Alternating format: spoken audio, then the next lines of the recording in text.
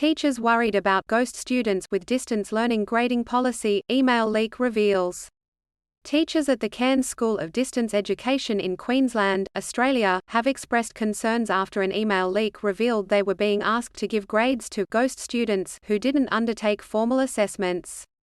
The email, sent by Deputy Principal Kirk Findlay in March, suggested that teachers should use their on-balance judgment to determine grades for students who may have contributed in class or completed one or more work returns. Senior maths teacher Jeff Wall said the policy was unreliable, particularly as many students were not seen by teachers. Education Queensland rejected the claims, saying the school was complying with its policies and guidelines. Link. Survey reveals challenges faced by women and children during Black Summer bushfires. A recent study, Babies and Young Children in the Black Summer (BIBS), has revealed that mothers and caregivers of young children, more often than not women, were faced with challenging situations during the Black Summer bushfires in Australia. The study surveyed 233 caregivers from around the country and found that access to baby formula, clean facilities for bottles, and healthcare was severely impacted during and after the emergency. The report made 16 recommendations for improvements to facilities at evacuation centres, involving parents in developing emergency strategies, and developing messaging that will help caregivers prepare for future emergencies. Link. Woman charged with predatory driving after fatal crash in New South Wales. Description: a woman has been charged by police for deliberately chasing a car and causing a crash that killed 4 people in regional New South Wales. Wendy Elizabeth Chataway, 51, is facing charges of predatory driving, failing to disclose the identity of a passenger, and hindering an investigation of a serious offence. The crash, which occurred on April 4, killed Tanya Murphy, 36, and 3 boys aged between 10 and 12. Ms. Chataway is due to appear before Griffith Local Court this week. Hashtags. China's slow growth, reduced consumption, and unemployed graduates threaten Australia's biggest trading partner. Despite initial optimism, China's economy is struggling with low consumer confidence, weak household consumption, and record-high youth unemployment that threatens Australia's biggest trading partner. The youth unemployment rate is higher than the average urban unemployment rate, and graduates are finding it difficult to secure employment, especially in professional and information technology sectors, making it a structural issue that could take time to address. While China's government has announced plans to improve employment, the opportunities are still few and far between. As China's economy continues to slow down, Australia's reliance on its biggest trading partner could have serious consequences. Title: Ash Gardner leads Australian women to historic Ashes Test victory ****. Ashley Gardner, the Australian off-spin bowler, produced a record-breaking performance to lead her team to an 89-run Ashes Test victory over England at Trent Bridge. Gardner claimed 8-66 in the 4th innings, resulting in the second-best Test match bowling figures in women's cricket history, to wrap up the sole Ashes Test. The match was Gardner's crowning glory as she spun Australia back into the match in the first innings when England were in control, and again in the second innings, taking the wickets of key players. The result means Australia only needs to win 2 of the 6 white ball matches to retain the Ashes. DV inquest hears attacker should have been arrested hours before fatal assault. The Northern Territory inquest into the death of Nego Ragurk has heard that her partner, Garsek Nwirij, should have been arrested hours earlier on the day he killed her. The court heard that Nwirij had set fire to Ms. Ragurk's car in the early hours of December 23, 2019, and threatened to set fire to a petrol station later that day, but was not arrested or charged. Counsel assisting the coroner Peggy Dwyer wondered whether Ms. Ragurk would have been okay that night had Nwirij been detained earlier. The inquest is part of a series of 4 domestic violence inquests in the NT this year. Acting PwC CEO vows severe consequences at New South Wales inquiry. The acting CEO of PwC, Kristen Stubbins AM, has publicly apologised for the company's tax leak scandal and promised severe consequences for those involved. Speaking at a New South Wales parliamentary inquiry, Stubbins reiterated her apology and stated that PwC had failed the standards it sets itself as an organisation. 9 senior partners have been stood down since the scandal came to light. PwC Australia has announced that it will sell its entire government business to private equity firm Allegro Funds for $1, with Singapore-based leader Kevin Burrows taking over as CEO. Questions remain about the future of Big Four accounting firms. Title: Big Chill and Plenty of Rain heading for Central Australia. Central Australia is set to experience a week of extreme weather, with higher-than-average rainfall and icy temperatures that may even bring snow. Senior forecaster Billy Lynch warns of excess rain that could lead to flash flooding and road closures, adding that temperatures will be extremely cold and several degrees below the monthly average. While snow on the highest peaks is a possibility, drivers are advised to check road conditions as the area braces for a prolonged weather event. The Bureau of Meteorology has issued a flood watch for southern and western parts of the Northern Territory. Hashtags. Winter fires leave authorities fearing worst for coming season. Experts are warning of an early and potentially disastrous fire season in Australia, as the threat of an El Niño looms and we're seeing fires in places we've never had them before. Firefighters are warning drier conditions and higher fuel loads are increasing the risk of extreme bushfires across the country this winter. Queensland authorities scrambled across the weekend to contain a fire that threatened properties near Tara, on the state's Western Downs. Mr. Mullins, former Commissioner of Fire and Rescue New South Wales, warns that this is an example of climate change in action. The risk of an El Niño could also mean the fire season would be on steroids. Truck driver admits guilt to death of 2-year-old girl in Melbourne crash. In Melbourne, truck driver Matthew Livingston has pleaded guilty to charges related to a crash that caused the death of a 2-year-old girl and left her parents with lifelong injuries. Prosecutors revealed that Livingston was drifting in and out of sleep before the crash, which occurred on the Calder Freeway in 2021. Livingston applied the brakes only 0.9 seconds before crashing into the back of a family's car, killing Harriet Peckett and seriously injuring her parents. Livingston will be sentenced at a later date. The crash highlights the dangers of driver fatigue and the importance of adequate rest periods for commercial drivers. CDU academic found guilty of plagiarism by independent panel. A Charles Darwin University academic has been found guilty of plagiarism by an independent panel, according to an email sent by the CDU vice-chancellor to staff. The complaint was made by 2 students in 2021, accusing the PhD supervisor of using their work in research publications under his own name. The initial CDU internal investigation cleared the academic, but the independent panel found that plagiarism had occurred and that errors had been made in the administration of the investigation. The report has been presented to the University Council, and the findings have been accepted. The CDU has been provided with recommendations, including releasing the findings publicly. Jury to decide issues of critical importance in trial of former police officer accused of sex with underage girl. A former Northern New South Wales police officer is on trial for allegations of aggravated sexual intercourse with a child aged between 14 and 16 along with other related charges. Troy Robert Cridland denies he had sexual intercourse with a girl under 16 and is arguing that he did not know the girl's real age. During the trial, Cridland claimed he met the girl through Tinder, where the girl said she was nearly 17. The prosecution argues that Cridland had been present for conversations about the girl's underage status and had cheated on his partner. The jury will decide on issues of critical importance as the trial reaches its conclusion. Homeless man dies after being hit by a train, police say. A man who was homeless died after being hit by a train in Tasmania's northwest. The accident happened early on Monday morning, and police and emergency services arrived at the railway track near Marine Terrace Burnie soon after. The police found the man dead at a section of the track below the base highway near the port facilities. The death is being treated as accidental, and the police have urged people to be aware of the dangers around train tracks. The Tasmania Rail chief executive has expressed his condolences and confirmed that the incident had heavily affected the staff involved. Wild 100 km/h winds cause fires, blackouts, property damage on New South Wales south coast.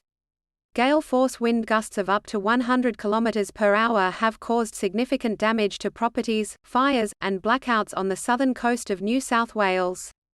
The State Emergency Service has responded to over 200 calls for assistance, with many homes losing power in Jervis Bay, Shell Harbour, Nowra, and the Wollongong suburb of Figtree. The SES has put extra crews in place, and some volunteers from other emergency services have been called to help cover the damage. Severe weather warnings remain in place, and residents are asked to be vigilant and secure loose items around their properties. Preliminary flight paths for Sydney's new airport revealed. Residents of Western Sydney can now access the preliminary flight paths for the city's new multi-billion-dollar airport. The online tool allows users to search their address and view the proposed flight paths, expected aircraft noise, and forecast altitude.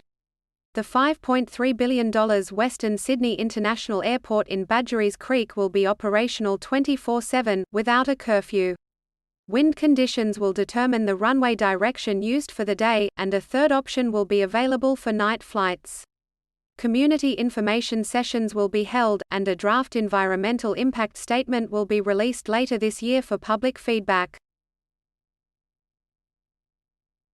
Queensland TAFE and universities at risk due to cost of living crisis. Queensland's universities and TAFE have been warned about their financial future as a result of dwindling domestic enrolments, warns the state's Auditor General. The report on the education sector reveals that 7 public universities in the state have lost $1.3 billion due to reduced government funding, losses on investments, and increased costs. TAFE Queensland is also at risk, budgeting for a $41.5 million loss in 2022-23 despite expecting to receive $41.9 million in Queensland government funding. The losses have been driven by low unemployment rates leading to reductions in demand for training and ongoing cost increases. What do the different colors of mold in my house mean? Have you ever wondered what the colors of mold in your house mean? Mold spores are invisible, but when they find a niche to exploit, you might notice them by their appearance or smell. Black staining is often associated with toxic black mold, but not all black discoloration is harmful. The blue mold on your orange is caused by penicillium, which is also responsible for producing blue cheese and the antibiotic penicillin. Some fungi, like Stemphlium and Epicoccum, need exposure to light to complete their life cycle and often turn damp items yellow, brown or orange. Understanding mold colors can help you prevent their growth and keep your home healthy. Don't wait. Sarah Ferguson, Duchess of York, urges people to get screened for cancer.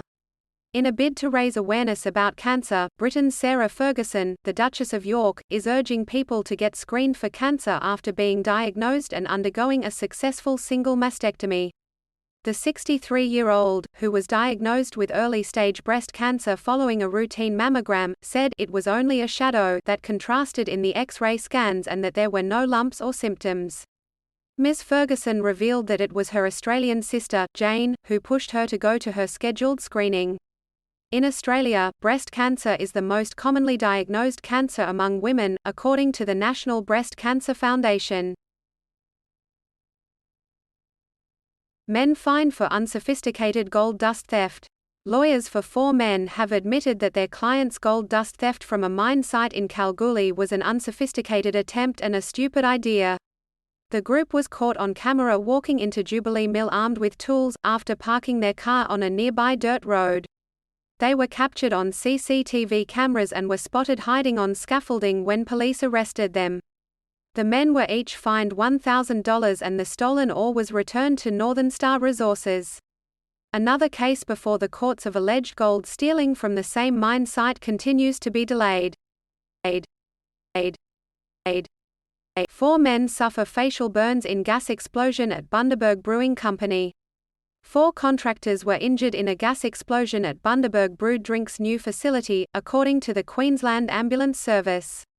The explosion occurred while the team was welding pipework to connect the non-operational boiler. The site is still a crime scene, and investigations are ongoing. The men suffered facial burns and were taken to Bundaberg Hospital, where 3 are in stable condition, and 1 is in serious condition with respiratory injuries. Bundaberg Brewed Drinks chief executive John McLean expressed condolences to the affected workers and their families. Former New South Wales Deputy Premier John Barilaro found liable for damaging camera operators' equipment during scuffle. Former New South Wales Deputy Premier John Barilaro has been found liable for over $10,000 in damages after he damaged a camera operator's equipment during a scuffle in Sydney last year. Freelancer Matthew Costello filed a civil case against Barilaro for the damage caused to his camera. Barilaro denied all liability, and his solicitor argued that Costello should not be awarded both the cost of repairs and a replacement camera. However, the court ruled that Barilaro had trespassed and caused damage to the equipment. This incident happened when Barilaro was under scrutiny over his appointment to a lucrative trade commissioner role in New York. Wind farm noise no worse than traffic, study by sleep researchers finds. New research conducted by sleep researchers at Flinders University has found that noise generated by wind farms is no more disruptive to sleep than traffic noise. The study also found that very low-frequency wind farm noise is not audible to the human ear while awake or asleep. The study took 5 years and involved 68 participants, each spending 7 consecutive nights in a sleep laboratory. While both wind farm and road traffic noise disrupted sleep depending on how loud they were, the findings showed no evidence to suggest that wind farm noise is any more disruptive to sleep than road traffic noise. ACT government to take over Calvary-run hospice Clare Holland House. Canberra's only inpatient end-of-life hospice, Clare Holland House, will transition to ACT government control along with the Calvary Public Hospital in Bruce next month. Canberra Health Services (CHS) is expected to take over operations at the Calvary Public Hospital site in Bruce on July 3, but the future of Clare Holland House, the only inpatient palliative care home in the ACT, had been uncertain. On Monday afternoon, the government announced the Calvary-run hospice would transition to CHS by mutual agreement. The provision of euthanasia was seen as a potential issue in negotiations between Calvary and the government. Leaders pled for avoidable weekly deaths to be stopped in Torres Strait hospitals. Leaders in Queensland's Torres Strait Islands have written a letter to Premier Anastasia Palaszczuk, calling for an independent review into the regional health service. The leaders have raised concerns about the 3 avoidable deaths that occur each week in the region's hospitals. The letter also highlighted the withdrawal of culturally safe frontline services that have led to the declining health status of the highly burdened, defenseless community. The community leaders whose letter prompted the review say the process needs to be more transparent and should involve Torres Strait Islander medical experts and grassroots community members. Defector reveals majority of Kremlin unhappy with Ukraine war. A former Russian diplomat who defected from his post at the United Nations in 2022 claims that most people inside the Kremlin do not support the ongoing war against Ukraine. Boris Bondarev stated that there is a majority of people in the Kremlin who are very much unhappy about this war. Bondarev's revelations also included criticism of Vladimir Putin's leadership and management of Russian defense forces. He cited the recent aborted uprising by Yevgeny Prigozhin as evidence of Putin's weakening grip on power and predicted that the Russian leader is likely to seek revenge. This new information may have significant implications for ongoing diplomatic efforts to end the war in Ukraine. EU foreign ministers say Putin is paying the price for creating a monster. European Union foreign ministers have expressed that the Wagner Group's failed mutiny in Russia over the weekend shows that Moscow's war in Ukraine is causing internal instability and undermining its military power. EU Foreign Policy Chief Josep Borrell said that Russian President Vladimir Putin is paying the price for creating a monster with Mr. Prigozhin's Wagner mercenary group. Germany's foreign minister also stated that Putin had destroyed his own country with his brutal war of aggression in Ukraine. The EU will continue to support Ukraine in its fight against Russia. The mutiny was an internal Russian matter, but its implications go far beyond Russia's borders. Source: ABC News. Pakistan Army officers sacked over violence by Imran Khan's supporters. The Pakistan Army has sacked 3 senior officers, including a lieutenant general, for failing to avert violent clashes that erupted across the country last month in response to former Prime Minister Imran Khan's arrest. Major General Ahmad Sharif Chowdhury said at least 102 people are being tried in military courts in relation to the violence. Strict departmental action has also been taken against another 15 Army officers, including major generals and brigadiers, he said. The punishments had been awarded after 2 separate Army inquiries were completed into the May 9 violence. Wagner troops didn't want to overthrow government, Prigozhin. Russian mercenary leader Yevgeny Prigozhin has denied allegations that his Wagner Group's one-day mutiny was an attempt to overthrow the Putin government in Moscow. In an 11-minute audio message released on the Telegram messaging app, Prigozhin claimed the mutiny was instead intended as a protest against the conduct of the war in Ukraine. He said that Wagner would cease to exist on July 1, and that a majority of those employed by the mercenary group refused to sign a contract with the Russian Ministry of Defense. Prigozhin added that only 1 to 2% of his fighters joined the Russian army. Colorado nightclub shooter pleads guilty to murder, faces life in prison. Anderson Lee Aldrich, the suspect in the mass shooting that killed 5 people at a Colorado Springs LGBTQ+ nightclub last year, has pleaded guilty to the attack. Aldrich pleaded guilty to 5 counts of murder and 46 counts of attempted murder, and now faces life in prison on the murder charges under the plea agreement. Surviving victims and family members of those slain spoke during an emotional sentencing hearing, with the father of a Club Q bartender saying his son had been a huge light in this world that was snuffed out by a heinous, evil, and cowardly act. Plus.